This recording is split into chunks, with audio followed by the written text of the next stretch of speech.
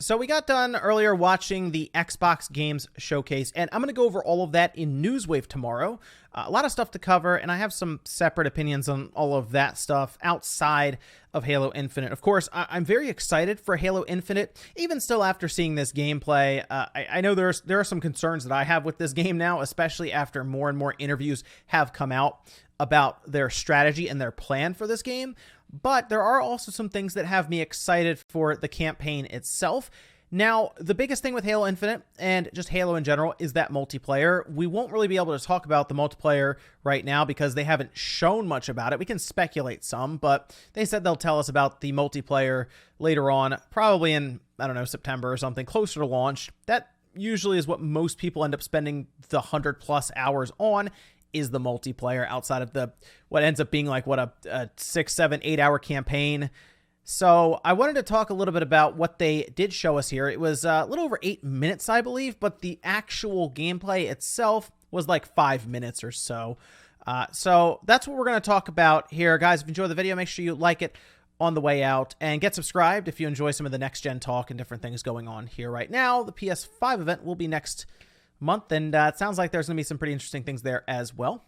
So let's talk about Halo Infinite. Again, I'm a big Halo fan, so there were some things I liked here and some things I didn't like, some concerns. So let's start up here. This is the gameplay trailer that they showed. Straight up, I went ahead and grabbed it off of YouTube. They do have a 4K video as well up. I recommend people go to watch it so they can get, I guess, as clear of a picture as they can. It's still over YouTube. It'll look different, obviously, for people with larger displays through 4K and everything when it comes out, but this is what we have to go off right now. So, first thing I want to mention, I do like the way Master Chief's suit looks here. I think it looks good. I mean, and everything they've shown, that to me has been like the best part of Halo Infinite, is how clean they've been able to make his suit look, which is good.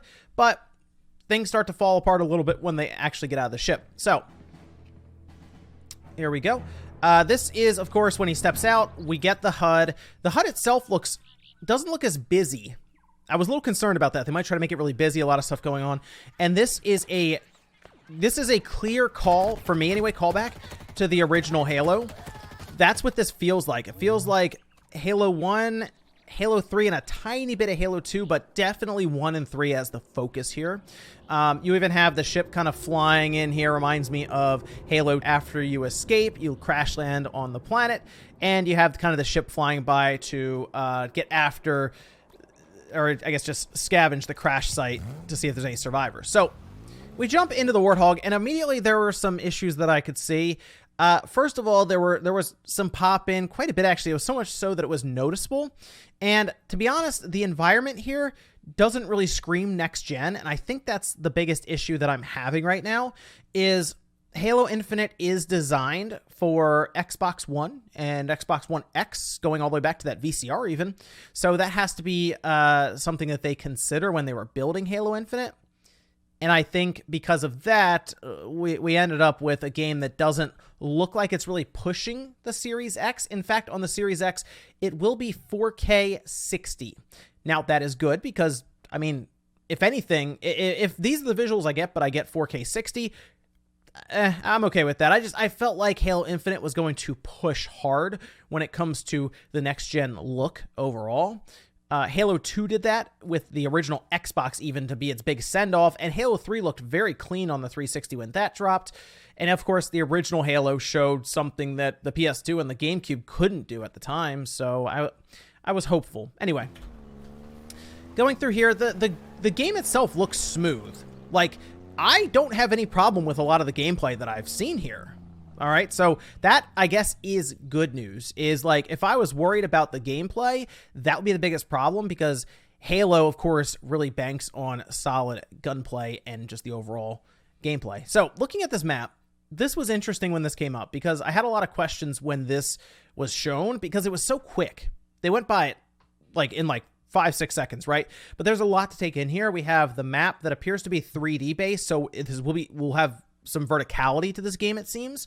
And they do have the upgrades tab at the top there. The database tab, of course, is going to be, I guess, where we log stuff as we explore, because turns out this is going to be an open world Halo game, which It's kind of exciting to think about. The upgrades tab, according to interviews that came out after this stream went off, it sounds like you're going to be finding upgrades and other parts in the world itself that you are exploring, and that will be the ring that we have crashed here onto. So it sounds like this will be a fairly large campaign. They've said it's their most ambitious yet, and to see this map here with upgrades and all that at the top is great. Like, I'm pretty happy to see that. You see the objectives base there, so we can, it looks like we even have kind of a what appears to be a score system and all that too. So they even show like the difficulty there as well. I'm noticing that. I wonder if that just tells us how difficult it will be based on what we have currently, and that might change, or that's just like, hey, this is like a beginner thing to go try to take out, and maybe you come across harder campsites or areas that are maybe filled with more of the banished. Okay, that's interesting, because apparently you can tackle the different objectives in different orders. So we're going around here. Obviously, they're taking a look at all of the different points of interest. They've decided to go after that one. It is higher up, so they would have to kind of figure out their way to scale the side of this mountain / building. And like I said, when they go over this stuff, everything looks smooth, but there is noticeable pop in. It just doesn't feel as next gen to me. And there have been a lot of screenshots that have been coming out where it doesn't look great overall. I think it looks smooth in motion here, and you're probably not going to notice a lot of the stuff as you are playing. But some of those screenshots were just like, oof, it looks like an Xbox One game at times, straight up, right? So it's tough. But here we are going up the elevator. We do have that grappling hook that's going to show up pretty soon. I do like that the brutes have obvious pieces of armor that fall off. So as Chief is shooting the different brutes, which, by the way, great to see the brutes back. As you are shooting the different brutes, their armor is falling off, which I assume makes them more vulnerable. That could mean that we would have different bosses. There's the helmet coming off there. Where you have different bosses that have different layers of armor or difficulty from that. The grappling hook is apparently, as has been confirmed, an equipment pickup. So think of Halo 3, where we have the overshield, right? Different things like that. The grav lift. I did like this part, though, where they have the music come in. Noticeable popping again, though. That's something to point out. And this is where I thought we were going to get that big moment, that big aha moment in the gameplay. And I think that might have been my main concern, is they didn't push to that next-gen level. And I almost wonder if it's because they couldn't pull it off with the original Xbox One. But what they should have done to close this out, which I don't even think it was a great way to close the overall gameplay out. I love how the grunt just is flying at you with 2 grenades. Oh, those kamikaze grunts have gotten way worse now. What'll be really funny is if we get to the back and they show that there's like a catapult that just launches them. My issue is that they could have done something where they zoom all the way out and they show us this massive world that we're going to get to explore, right? Like, Chief gets all the way to the top, and the camera just zooms way out, and it's just this huge ring that you're just allowed to explore. That would have been awesome. So here we are at the grappling hook, getting us to different areas a bit faster. That will be an interesting thing to deal with in the multiplayer. If it's an equipment pickup, it could get you to something like the rocket launcher faster. It could get you to the sniper rifle faster. I like that they're able to grab a canister. There are canisters, for example, in Halo 3 that are just in place, and you can try to shuffle them around. But if you could grappling hook, pull it towards you, and then throw it, again, there's a lot of strategy that a grappling hook can bring into play. Sprinting is going to be interesting. You see it here. I've always been concerned, or a little mid on sprinting in Halo. I mean, if everyone has it, it's not a big deal, but it's still like, I don't know, that doesn't feel like classic Halo when you have sprinting, but most people look at that and say, well, wouldn't you sprint if you were in the battlefield, like, and you were one of these Spartans? Yeah, probably. So, and then this is how they closed off. And again, this was my biggest frustration here, is that they closed off with this. Obviously, this is what we were working towards, right? That was the whole point of going out to this this site, was to get up here, stop the anti-air guns and all of that. Lost this war months ago. And they just kind of close out with some story here. But I just think it would have been better. All right, so maybe at the end of this, Chief just bashes the command thing and all the doors open. He walks out, looks out, and just zooms out to the big world. Like, that would have been that next gen aha moment.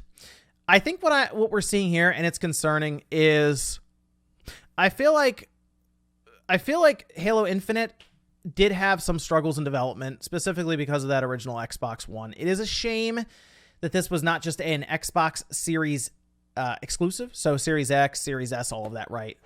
It is a shame that it's not an exclusive for that, because I think this game is suffering somewhat from having to work towards the lowest common denominator being that VCR, mostly from visuals. Frame rate can be halved when it goes to there, all of that. They can drop resolution, but like, it's still an Xbox One game that's being moved to the Series X. And the biggest part about this that is kind of disappointing to me is Microsoft has now said that Halo Infinite is going to be essentially a 10-year project.